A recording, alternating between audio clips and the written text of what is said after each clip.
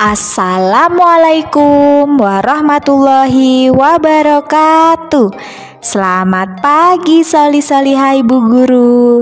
Bagaimana kabarnya hari ini? Semoga Ananda semua dalam keadaan sehat dan dalam lindungan Allah Subhanahu wa Ta'ala. Amin. Sudahkah soli-solihah Ibu Guru mandi, sarapan, murojaah, dan sholat duha? Good job bagi yang sudah mengerjakan. Nah, jika ada yang belum mengerjakan, disegerakan ya nak. Sebelum kita memulai pembelajaran hari ini, mari kita berdoa terlebih dahulu ya nak, agar pembelajaran hari ini dapat diterima dengan baik. Yuk, mari diangkat kedua tangannya. Berdoa dimulai. Bismillahirrahmanirrahim. Raditu billahi rabba wa bil islami dina wa bi Muhammadin nabiyyan wa rasula. Rabbi zidni ilma warzuqni fahma. Amin. Hari ini kita sudah mulai belajar buku tematik tema 4E. Mari dipersiapkan buku tematik 4E dan alat tulisnya ya. Nah, hari ini kita akan belajar tematik 4E dengan muatan pelajaran Bahasa Indonesia dengan materi pokok mencari dan menceritakan kembali informasi dari teks non-fiksi yang terdapat dalam KD 3.4 sebagai berikut.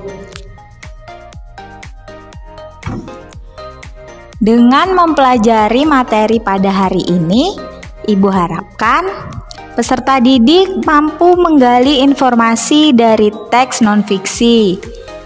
Selanjutnya, peserta didik mampu membuat peta pikiran dari teks non-fiksi yang dibaca dan menceritakan kembali isi teks tersebut menggunakan bahasa sendiri.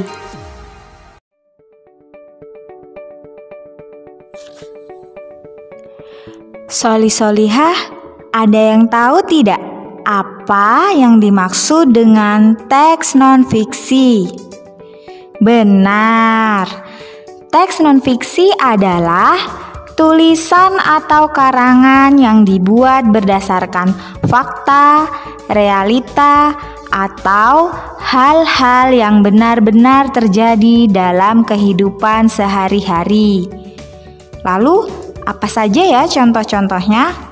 Nah, contohnya sejarah, buku resep, buku petunjuk, berita, iklan, pengumuman, dan sebagainya. Selanjutnya, ciri-ciri teks non-fiksi. Yang pertama, ditulis dalam bahasa formal, resmi, atau baku. Menggunakan bahasa denotatif atau makna sebenarnya. Disusun berdasarkan fakta. Ditulis secara urut atau sistematis, dan yang terakhir merupakan temuan baru atau penyempurnaan temuan lama. Itu tadi beberapa ciri-ciri dari teks non-fiksi. Sebelum kita melanjutkan pembahasan tentang bagaimana cara menggali informasi dalam suatu teks, kita harus tahu terlebih dahulu apa yang dimaksud dengan informasi. Apa ya kira-kira informasi itu? Good job! Informasi adalah sekumpulan data atau fakta yang dikelola menjadi suatu yang bermanfaat bagi penerimanya. Jenis informasi dalam teks non-fiksi ada dua, yaitu informasi tersurat dan informasi tersirat. Informasi tersurat adalah informasi yang sudah ada dalam teks, dipaparkan dalam bacaan secara langsung tanpa ditutup-tutupi. Sedangkan informasi tersirat merupakan informasi yang tersembunyi atau informasi yang tidak tertulis pada sebuah naskah dan perlu pemahaman lebih untuk menemukan informasi tersebut.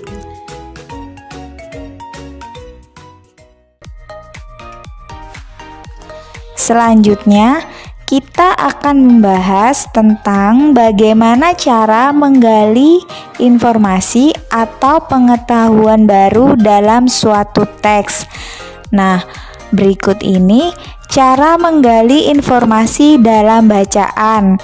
Yang pertama, membaca teks dengan cermat.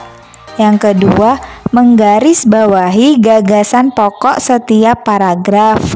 Mengelompokkan informasi dalam teks menggunakan kata tanya. Dan yang terakhir, menjawab pertanyaan yang diberikan menggunakan jawaban dari pertanyaan yang diajukan. Itu tadi beberapa cara untuk menggali informasi dalam suatu teks. Selanjutnya, Ananda bisa membuka buku tematik 4E halaman 35. Di situ ada contoh teks non-fiksi dengan judul Pangeran Diponegoro. Dan pada halaman 36 terdapat contoh peta pikiran dari teks non-fiksi dengan judul Pangeran Diponegoro. Agar soli-solihah dapat memahami tentang bagaimana cara menggali informasi dalam teks bacaan, Ibu akan menjelaskan cara menggali informasi menggunakan peta pikiran. Nah, contohnya ada pada halaman 36. Di situ merupakan contoh peta pikiran dari teks non-fiksi yang berjudul Pangeran Diponegoro. Nama tokoh: Pangeran Diponegoro. Daerah asal: Yogyakarta. Perilaku yang patut ditiru: berani, semangat, dan pantang menyerah. Alasan perjuangan: berawal ketika pihak Belanda memasang patok-patok tanah milik warga desa Tegalrejo. Belanda tidak menghargai adat istiadat dan membebani rakyat dengan pajak yang tinggi. Perjuangan yang dilakukan: melakukan perlawanan dengan cara gerilya, infanteri, hingga perang terbuka. Dari peta pikiran tersebut, Ananda dapat meringkas teks tersebut menggunakan bahasa sendiri, kemudian menceritakannya kembali. Berikut ini contoh menceritakan kembali teks non-fiksi Pangeran Diponegoro dari hasil peta pikiran yang telah kita buat. Pangeran Diponegoro.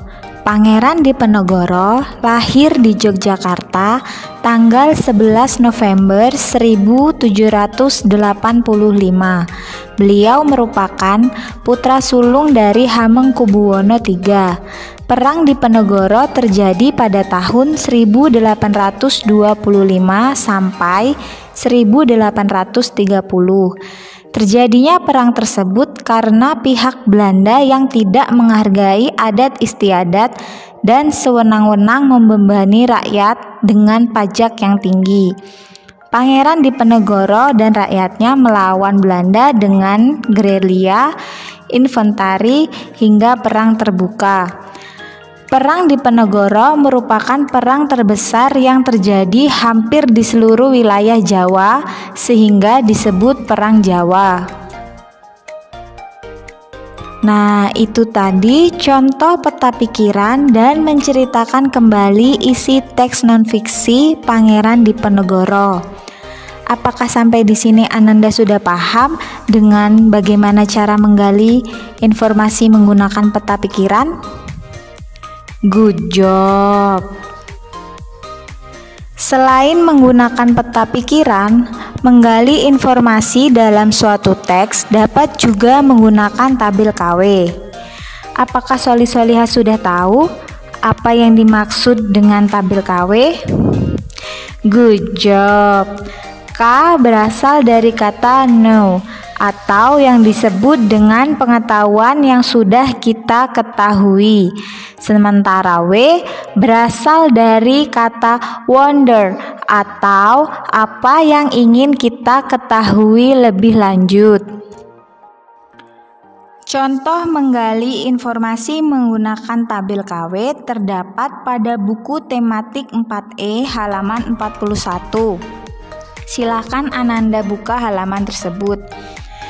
Di situ terdapat contoh tabel KW dari teks non-fiksi yang berjudul Ayam Jantan dari Timur.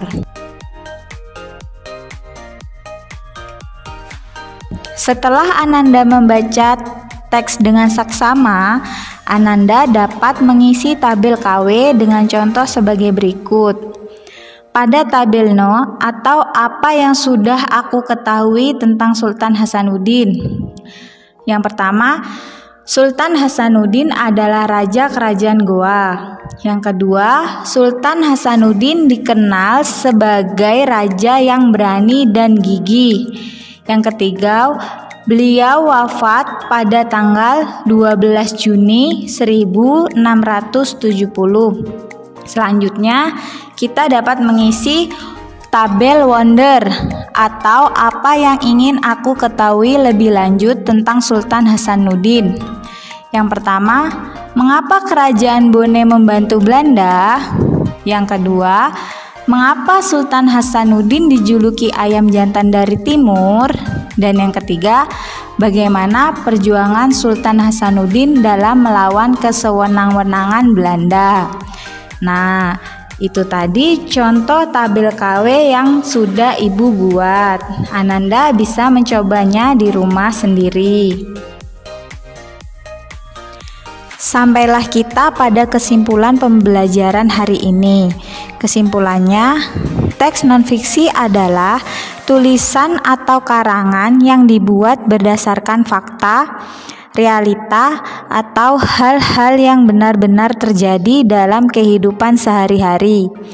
Informasi adalah sekumpulan data atau fakta yang dikelola menjadi suatu yang bermanfaat bagi penerimanya.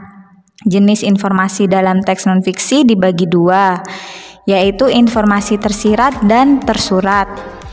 Selanjutnya, ada dua cara yang dapat dilakukan untuk menggali informasi atau mendapatkan pengetahuan baru dari teks non-fiksi, yaitu dengan cara membuat peta pikiran dan tabel KW.